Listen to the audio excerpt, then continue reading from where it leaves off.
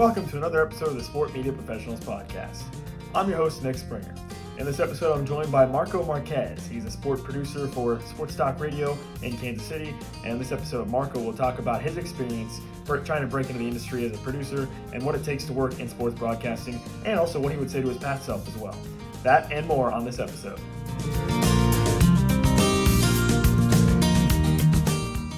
Marco, thank you so much for joining me today. It's a pleasure to have you on the show. How are you doing? I'm doing well, Nick. It's a pleasure to be here as well. I love the CBS flag in the background. Oh yeah, no, it's yeah, dude. I got that at an estate sale, and it's like retro 1980s. It's pretty cool. Yeah, I was gonna say that screams college football at me when I look at it. But yeah, you can almost hear the theme song, right? You can almost hear the theme song. I'm doing it in my head. I'm hearing Vern Lundquist in my ear right now, looking at it. Yeah. What's up with you? How you been? Dude, I've been good, man. I mean, it's I'm excited to host this show and excited to further my master's degree in my education, and I'm just glad to be here. And a big thank you to you for joining me. Appreciate it. You're the guy with the full-time job here with the big boy job. So hey, you're working full-time too, man. You got school like this, and then you're working, and then you got to work as well. Doing the play and coaches shows, and probably you're doing TV now too down there. I mean, a little bit occasionally, All right, enough about me though. I want to hear about you. Tell me about your current position, what you do, what does kind of your day-to-day work look like for you? Yeah, so recently, up until this week, I had been working at, so I guess basically I work at Union Broadcasting, which is a company here in Overland Park, Kansas City metro area. And I had been working as a board op for several years on the weekends, but they recently bought a radio station in Wichita back in June of 2021.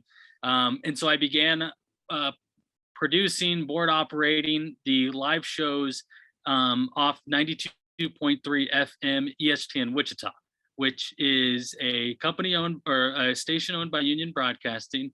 And so there I would, and it's crazy to think about. It's a show that airs in Wichita, and the hosts are in Wichita. Everything's in Wichita, but the home base basically. What is it? Control center? Is that what NASA would call it? Control center is 200 something miles away in northeast Kansas, in a building in South Overland Park. So I would run the shows there from 12 to 4, Shane Dennis Show, The Pulse with Pat Strothman, weekly, Monday through weekdays, Monday through Friday. And so I did that from June till just now recently in March. So this week in March, I began working as the producer for the Border Patrol, which is a 6 to 10 morning show on 810 AM WHB. So that's another station owned by Union Broadcasting, but it's a show not aired in Wichita. It's aired in Kansas City here in town locally. So I am now freshly 2 days into the job. You're looking at me first week as a full-time worker, no longer as a part-time working full-time hours. So now I come in every morning at 5 a.m. First thing I'll do is to make sure that all the stations here in the building are running and operating, since I'm the first one in the building to start the day. And then secondly, I will go and make coffee, because you got to get the coffee here. If you're the first one here in the morning, you got to brew the first cup of Joe, which I'm okay with. That's like rule number 1 of office etiquette. You know what I mean? Yep. First one in the building, got to make the coffee. You get it, absolutely. You know me, I find coffee. I'll drink a whole pot before 8 o'clock hits. So I come in here, do that, then I'll go into the production room and make sure all the brakes are set right. So I'll have to move things around on the traffic log, just to make sure everything's timed out well. Familiarize myself with what the break times for the 4-hour show are going to be on the days that I work. So that way I kind of know going in, because if there's anything that we know about working in media, you can't show up 15 minutes before really what everything starts. You have to show up earlier than that to get ready for the show. And so I will do that. The first hour of the show is ran on radio and TV. So it's simulcasted with one of the TV stations here in town. So I'll get the camera set up and everything for the first hour of the show. And kind of, if there's any sound that the guys want, Steven St. John, Nate Bucati, if there's any sound that they want for the show, if there's specific music cuts, anything that they need, any drops, any liners that they want, I have to make sure that those are ready and ready to go for the show as well. So I'll get those set on a monitor on my left side. So basically I got the board in front of me in the middle. I got TV cameras, traffic log to monitor breaks on my right side.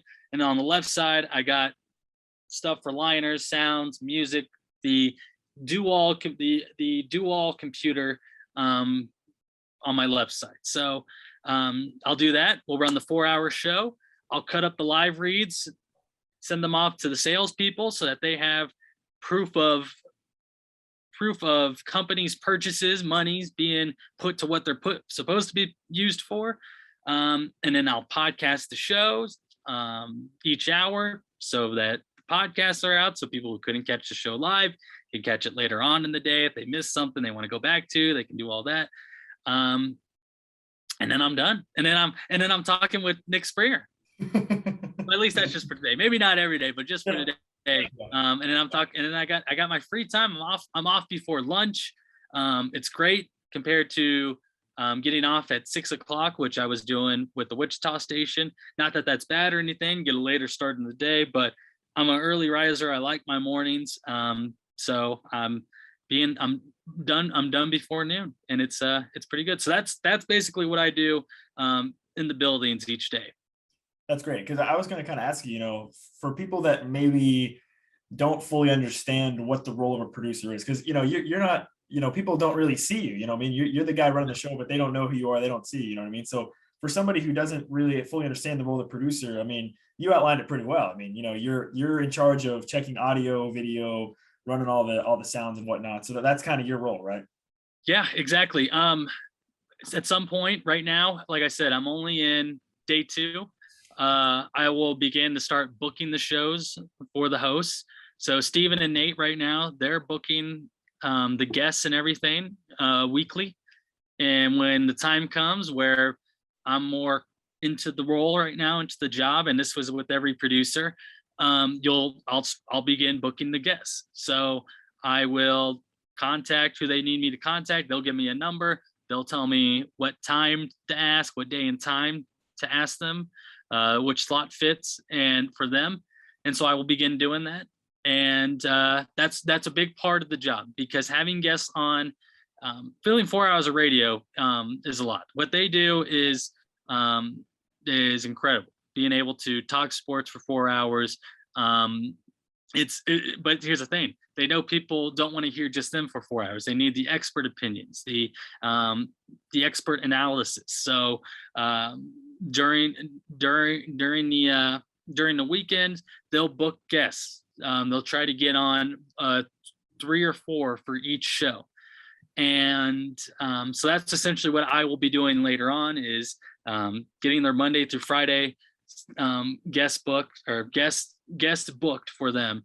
And then I think other than that, and then being their communication with the sales staff. So like today, the video team, they needed Nate for some type of Twitter, Instagram video. They needed him for 1:30 to record something. I am the person responsible for telling Nate, hey, the video team needs you today at this time to record a recap about Kansas State's new head coach hiring. And he'll be like, okay. And so that way, both parties know that there's been an agreed time, place to meet, and what exactly is being recorded, so that way they can get Nate, because that's another thing. These guys are on air personalities, and they're used off the air as well, for things that the stations put out on social media and everything. So so at the same time I'll be booking guests for them, but at the other time I'll be booking those two guys for stuff throughout the building also that they're needed for. Yeah. All right, let's rewind back a little bit. How did you kind of, when you were younger, how did you kind of determine like, hey, sports media, sports broadcasting, sport radio is something that I want to get into? What was kind of that process like that kind of made you become interested in this field? Absolutely. So just growing up listening to sports radio as a kid, and I think if you ask anybody in sports, including yourself, they'll remember which, like, kind of those what really got their interest in the sports. And one of those interests for me was sports radio, and used to listen to it all the time. And I was just always thought like, wow, that's so cool. They get to work in sports. They get to talk about sports for a job. If you love sports, working in sports media is not a bad place to end up and doing a career. So originally I wanted to work in print, having done journalism and newspaper in middle school. Newspaper was really the only type of media offered at the high school I went to. And so I worked for them for 4 years, or excuse me, did newspaper in middle school and high school. But I learned throughout there that, one, working the beat is hard. Two, having a story out like weekly, daily would be really tough. I don't like writing as much. And then three, I would be an editor's worst nightmare, man. They would have to stock up on red pens because of the way I write. So I figured, you know what, maybe writing out about sports isn't for me. I see people who are meant to write sports, and that's just not where I'm at. But I do like talking about sports. Talking about sports is great. Including that on listening to sports talk growing up. The friends that I hung out with, we'd always talk sports. It was always talking sports. Whenever we'd get together as kids, riding bikes over to people's houses, all that stuff, sports was always somewhere in the middle. So I thought maybe try out sports radio. And KU offers just about every type of media outlet that there is. And if you want to get into sports radio, then you join 90.7 KJHK. And that was really kind of what made me want to stick with working in radio. Finding KJHK was really was the place that I was able to find where it's like, all right, this is where I fit in sports media, and this is kind of where this is the career I want to continue going down, working in it. So that's really what it was. I was worn out by writing. I knew it wasn't for me. Coming out of high school, KJHK was offered at KU, and that really was like all right, I know I want to do this. I know this is what I want to do. It was the home. I found my love for sports radio inside the studio up there on Jayhawk Boulevard. Did you ever have a moment where like it literally was like a light bulb clicking on, like, oh yes, this is where I'm supposed to be. This is what I'm supposed to do. Like, did you ever have sort of like that aha moment where it was like, yeah, okay, this is where I'm supposed to be? Yeah. And I think it came from the group of people inside KJHK, also the staff that I was around, the people that I worked with. That alone, also. So not just the studio itself, but the people that you work with matters a lot. And the group that I was able to find at KJHK, that's where it's like, all right, tie that in with, the love of doing radio, and then the people that you get to be around when you work with, and then the things you guys get to do together. That made me realize that, all right, this is for me. That truly cemented it right there. You mentioned your hours and what you've worked in, and as you know, sports is, it's anything but a 9-to-5 job. There's stuff on weekends, long hours, what have you. How have you kind of balanced your personal life or your work-life relationship, knowing that you spend so much time in the studio or on air? How have you balanced those two things, your personal life with working? Yeah, I think what's very important, it's okay to be selfish. You learn that it's okay to be selfish, especially when it's with your time. Because, like you said, you're not working a normal schedule with when you get into this industry. And I think that for me, what made it easier to find that balance was making a priorities, figuring out what the priorities were. Working was always my first priority. School was like my second priority. I wasn't a big school guy, man. I took the minimal amount of credits that I could each semester and made sure that it fit. I made sure that school fit in with my work schedule and my intern schedule, because in college I was working a normal job, part-time job at Hy-Vee, and then I was working at a radio station in Topeka, WIBW, right after that, or during the week also, and then on weekends. So I made sure that I got that schedule figured out first, and then I built in my school schedule. So prioritizing is huge for that, for this industry. Finding out if you prioritize, that makes it easier to schedule. So I prioritized. I got my work schedule, I got my school schedule, and then whatever time there was selfish time. Basically, it was what I wanted to do what I wanted to do. Maybe it wasn't when you wanted to do it, but that's kind of how I found that balance. There was just prioritizing things, and when I had free time, I had free time. When I had work, I had work, and when I needed to go to class or get schoolwork done, I made sure to fit it all in somehow.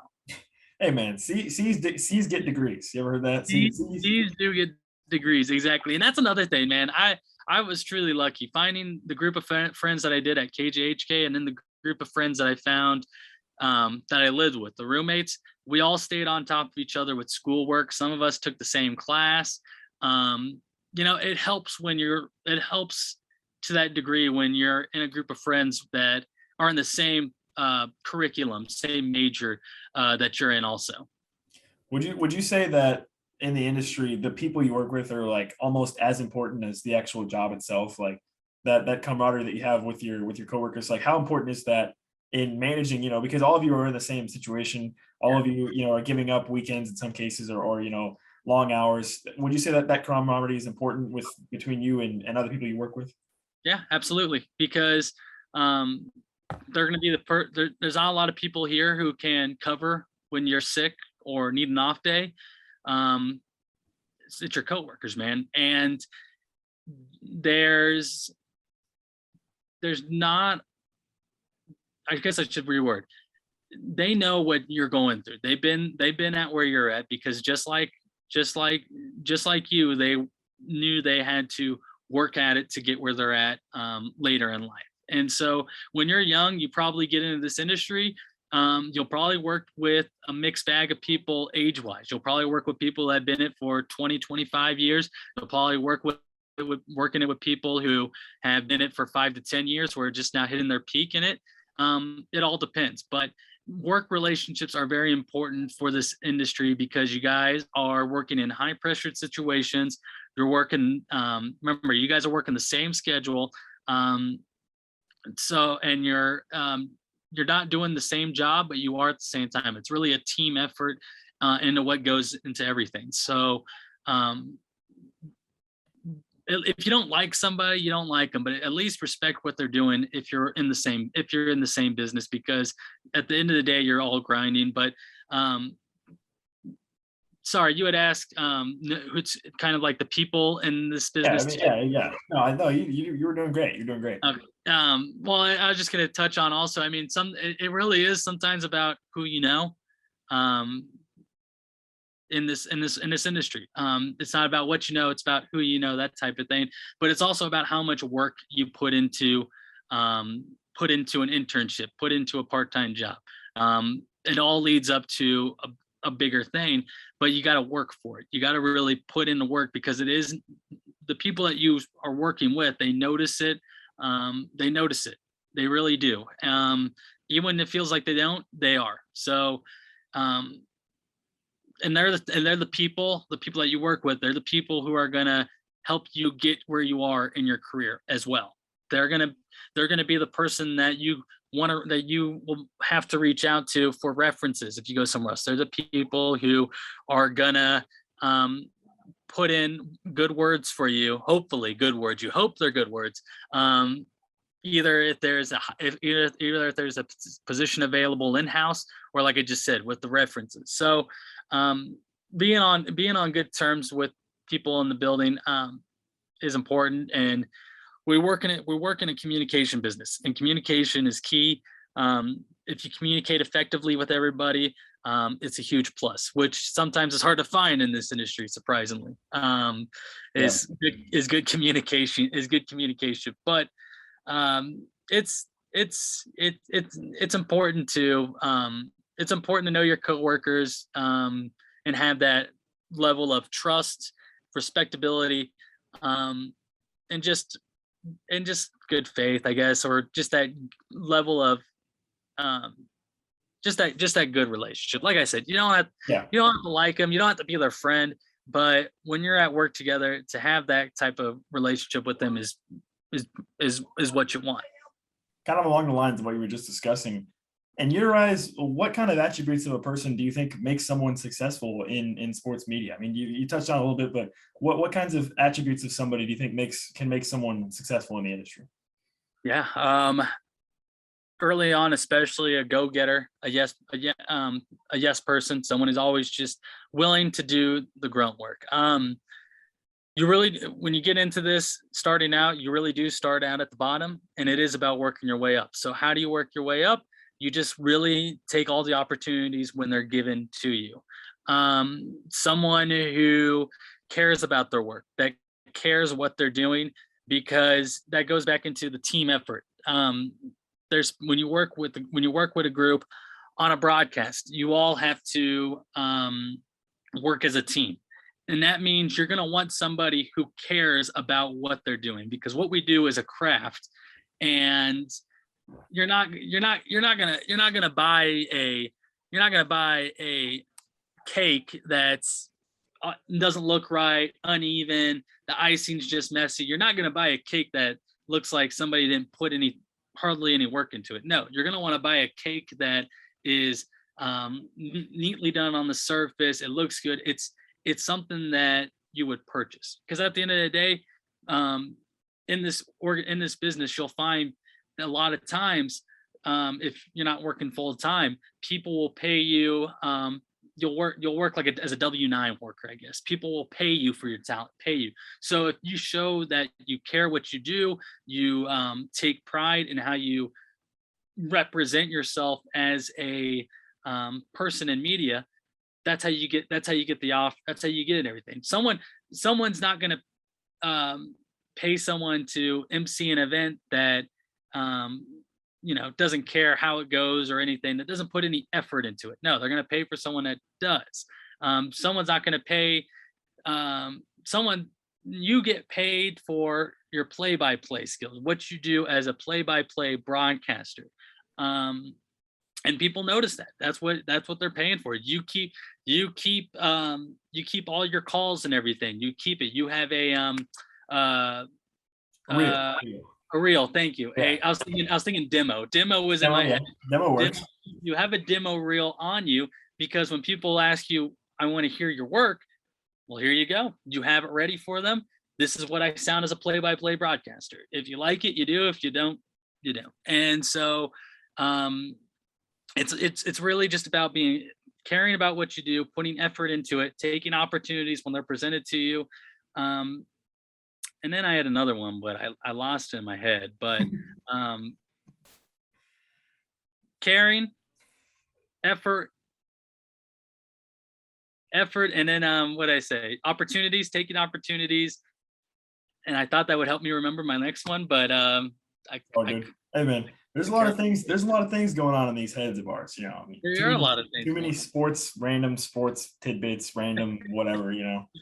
I know I'm still having trouble remembering the first name for K-State's new head coach, but it's like I got Dennis Gates running in my head for Missouri now. a lot of weird things, but no, just that's really overall what it is. Oh, and I guess I always like reiterating the golden rule: treat others the way that you want to be treated. And so that's really even from a non-religious standpoint, just that advice alone, taking that advice and applying that to your everyday life, um it's a character builder, and it shows people that um again, it's that caring thing. Really, just Yeah. it's they're gonna want someone that's not a slacker. They're gonna want someone that oh, open-minded, it's teachable. You got to be teachable in this business. You got to be coachable, um, because people are going to show you one way how to do something, and that's the way you should do it until you get good enough at what you're doing, where you know you can go off track, because you will go off track at some point. You will go off script. You will stray away from what you were taught, but you got to be coachable and teachable in this industry also. All right. Next up, I want to ask you. You talked about your time at KJHK when you first kind of learned that was what you wanted to do. I want you to envision yourself your freshman year, your first time at a KJHK, going in there, going to the studio. If you could travel back in time from right now to see yourself then and have a conversation, what would you say to yourself as a freshman working a board op at in Lawrence, Kansas at KU? What would you say to yourself? Hey man, slow down when you're talking. Slow down when you're talking. Collect your thoughts. Collect your thoughts and just go into live shows, podcasts. Go in, make sure you're informed on everything. Have your stats and everything. Have everything you want to talk about. Your spread, your sheet and everything. But be yourself. So just be very pace yourself when talking. And wow, what would be another that right there is the first thing that comes to the top of my mind. And just have fun. That's all it is at the end of the day. I mean, we're someone in Wichita, one of my hosts, Shane Dennis, told me this. He said, listen, we're not trying to figure out how to get the next man on the moon or anything. We're talking sports. We're doing sports talk. So be prepared when going into stuff. Know what you're going to talk about. Be educated on what you're going to talk about, and just pace yourself. Pace yourself. Don't worry about trying to get everything out there into one recording. Slow down when you're talking. But other than that, man, that's that off the top of my head, that's the first thing I would tell myself, because I felt like I did a okay job at freshman year, especially taking advantage of opportunities. Is it okay to say this? We spent a lot of times in the studio together. Yeah, we did. We volunteered a lot. It's a lot of volunteering, that's for sure, but you get a lot out of it, and it doesn't feel like work, even when it is work. And but you know, we spent a lot of times in those studios for KU football games, man. Those were some of the longest pre games, but yet the shortest post games. Yeah. And you know, at KJHK, man, it's all volunteer work, you know. So you know, we weren't even getting paid. We were just having a good time. So I couldn't agree more with what you said on that. Final question for you. I know it's only, you know, you're sitting in your brand new job, your third day on the job, but you know, where do you kind of see yourself in the future? Do you like where you're at? Are you comfortable, you know, in the industry? Where do you see yourself in the future? I have no idea, man. I'm just taking it where it takes me, bro. I'm just taking it where it takes me. Life is funny, man. Life is funny. In fact, like the day of I got interviewed and asked if I wanted to be the producer of the Border Patrol, I was coming in to quit that day. I was coming in to put in, yeah. I was. That's another thing. And that's where life is funny, because I was burnt out. This is my like 6th year running a board. I'm working part-time as a part-timer, but working full-time hours. And I was coming in that morning, getting ready to put in my notice, like, hey, this is going to be my last day. I'm going to just take time off. I need time to figure out what I'm going to do with my life now. Cause it just, from after 6 years, I was doing the same thing. It felt like that was, it wasn't really going anywhere. And it's just, next thing you knew, I was asked to come into a meeting, and then that whole idea of just quitting and everything just left my mind, because right then and there I realized that the work that I'd put in had pay off, and that's where life is funny. So now I'm comfortable where I'm at, and like you said, it's first week on the job. They told the guy that I took over for, he had been doing it for 20 years. For the show that I work on right now, there hasn't been a change in who ran the show and who hosted the show in like 15 years. And then all of a sudden the producer leaves to go down a new path in his life, and he had been doing it for 20 years. 20 years there hadn't been a new producer. And so it was good knowing that they had told me, listen, man, no one's expecting you to do this for 20 years. If you do, you do. If you don't, you don't. They asked for me to just give if I wanted to do it, which I did, give it a go. See what you think of it. If you quit within a year, you quit within a year. That type of thing. That was really good knowing. That was really good knowing after the interview, when I had time to process it, everything, and think about what I wanted to do. And so that's the conclusion I left on, was I'm going to do this. I want to do this.